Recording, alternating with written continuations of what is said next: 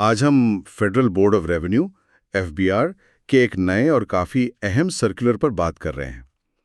यह है circular number 2 2025-26 के लिए, और इसमें जो फाइनेंस एक्ट 2025 में सेल्स टैक्स और फेडरल एक्साइज कवानीन में तब्दीलियां हुई हैं, उनकी वजाहत है।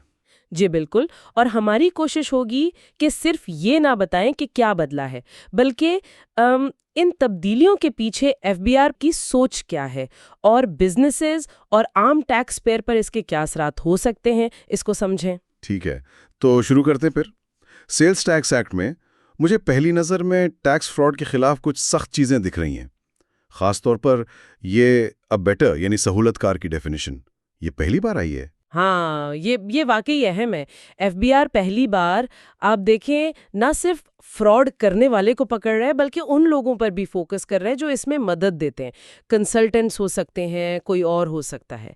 और टैक्स फ्रॉड की डेफिनेशन को भी थोड़ा वसी किया गया है। मतलब टेक्नोलॉजी के जरिए जो फ्रॉड हो वो भी अब इसमें शामिल है। तो असल में वो पूरे इकोसिस्टम को देख रहे हैं। अच्छा, और ई कॉमर्स, इस पर तो लगता बहुत ज़्यादा फोकस है।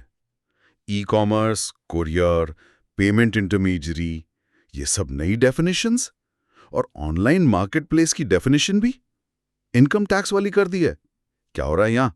देखें, बुनियादी मकसद तो वही है जो नज़र आ रहा है कि ये जो इतना बड़ा और तेज़ी से बढ़ता हुआ ई कॉमर्स का शोबा है, जी। इसको ठीक तरह से टैक्स नेट में लाया जाए। हम्म। अब बिल्कुल वाज़ेह कर दिया है कि ऑनलाइन पेमेंट हो तो बैंक, और अगर कैश ऑन डिलीवरी है तो फिर कॉरियर या जो भी एग्रीगेटर है वो टैक्स जमा करवाने का जिम्मेदार होगा। कॉरियर जिम्मेदार होगा। जी। और एक और दिलचस्प बात यह है कि कॉरियर कंपनीज को अब विथ होल्डिंग एजेंट भी बना दिया गया है। मतलब अब वो पेमेंट करते वक्त टैक्स काट लेंगे सप्लायर का। बिल्कुल, हाँ। वो सप्लायर को पेमेंट करते वक्त टैक्स काटेंगे। ये तो काफी बड़ी तब्दीली है ई कॉमर्स के लिए।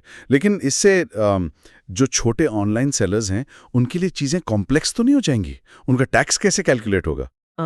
उसका तरीका भी बताया है।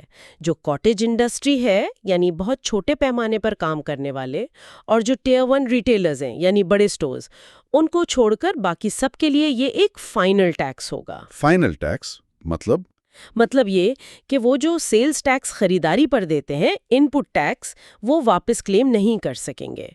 इस ट्रांजैक्शन पर जो टैक्स कटा बस वही फाइनल है। बाकी सब के लिए ये नॉर्मल विदहोल्डिंग टैक्स है जो एडजस्ट हो सकता है। अच्छा। और रजिस्ट्रेशन, वो भी अब तमाम ई कॉमर्स वेंडर्स के लिए लाजमी है, चाहे वो पाकिस्तान में हो या बाहर से ऑपरेट कर रहे हों।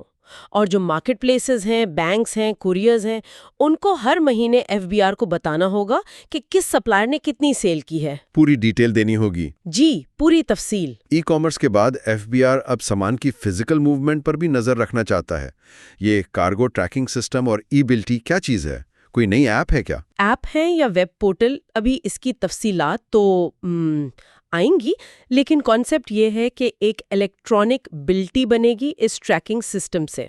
इलेक्ट्रॉनिक बिल्टी? हाँ, और ये ई बिल्टी सामान के साथ होनी चाहिए, और इस पर सेल्स टैक्स इनवॉइस का नंबर भी होगा।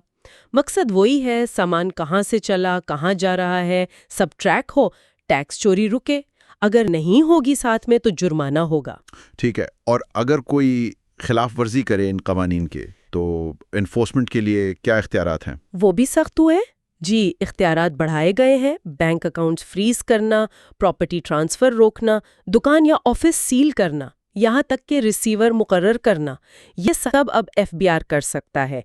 लेकिन सर्कुलर में ये भी लिखा है कि ये सब कवानीन के मुताबिक होगा, इंसाफ के तकाज़ों को पूरा करते हुए, और स्टेप बाय स्टेप होगा, एकदम से नहीं। तो चेक्स एंड बैलेंसेस भी हैं? उम्मीद तो यही है कि होंगे। अपील्स के सिस्टम में भी कुछ तब्दीलियां हैं। कमिश्नर अपील्स के पास जाने की हद खत्म, और अब डायरेक्ट ट्रिब्यूनल भी जा सकते हैं। इससे क्या फर्क पड़ेगा? हाँ, इससे अपील का प्रोसेस शायद तेज हो जाए। वो जो पहले लिमिट थी कि इतने अमाउंट तक का केस है तो कमिश्नर के पास जाएं, वो ख़त्म कर दी है, और डायरेक्ट ट्रिब्यूनल जाने का ऑप्शन भी दे दिया है। तो अगर किसी को लगता है कि कमिश्नर अपील्स के पास टाइम ज़ाया होगा, तो वो सीधा ट्रिब्यूनल जा सकता है, और हाई कोर्ट में सिर्फ कानून के नुक्ते पर जा सकते हैं, 60 दिन के अंदर, फैक्ट्स पर नहीं। सिर्फ लीगल इंटरप्रिटेशन पर? जी, सिर्फ कानूनी सवाल पर। कुछ खास सेक्टर्स में भी इंपॉर्टेंट चेंजेस हैं। फैटा पाटा में जो टैक्स एग्जेम्पशंस थी वो खत्म हो रही हैं। सोलर पैनल्स पर 10% टैक्स लग गया है और इंपोर्टेड स्क्रैप पर भी छूट खत्म। इनके पीछे क्या वजह है? देखें, फटाफटा वाली एग्जेम्पशन आहिस्ता आहिस्ता खत्म कर रहे हैं। जुलाई 2025 से 10% से शुरू होगा, फिर बढ़ता जाएगा। वजह ये बता रहे हैं कि बाकी मुल्क की इंडस्ट्रीज को वहां की इंडस्ट्री से गैर मसावी मुकाबला दरपेश था।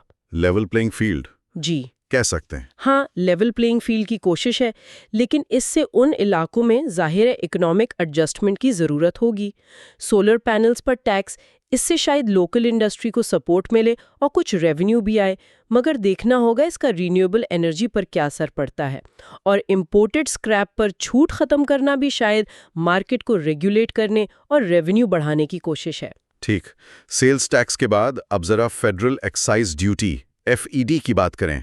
वहां क्या खास है? जाली सिगरेट्स और मशरूबात के हवाले से अब अगर किसी सामान पर टैक्स स्टैंप या बारकोड नहीं है तो न सिर्फ वो सामान बल्कि जिस गाड़ी में वो ले जाया जा रहा है वो भी जब्त हो सकती है। गाड़ी भी? जी, और एक बिल्कुल नई चीज है, डे ओल्ड चिक्स यानी एक दिन के चूजों पर 10 रुपए पर चूजा फेड लगा दी है। चूजों पर फेड?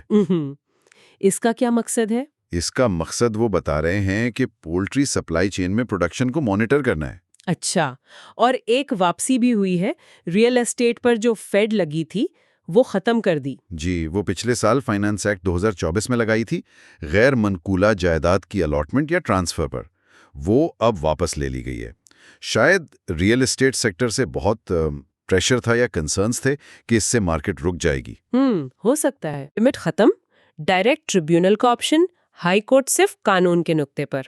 तो अगर हम इस सबको समेटें, FBR का फोकस लग रहा है डिजिटाइजेशन पर, टैक्स फ्रॉड रोकने पर, इन्फोर्समेंट को बेहतर बनाने पर और अपील प्रोसेस को स्ट्रीमलाइन करने पर, और ई-कॉमर्स और सप्लाई चेन की निगरानी, ये बहुत नुमाया है।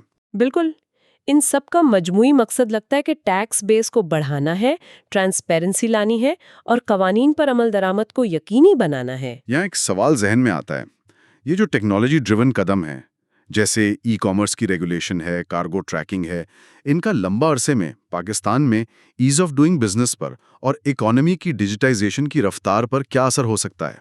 क्या ये वाकई ट्रांसपेरेंसी लाएंगे या छोटे कारोबारों के लिए मजीद रुकावटें पैदा करेंगे? ये वाकई देखने वाली बात होगी।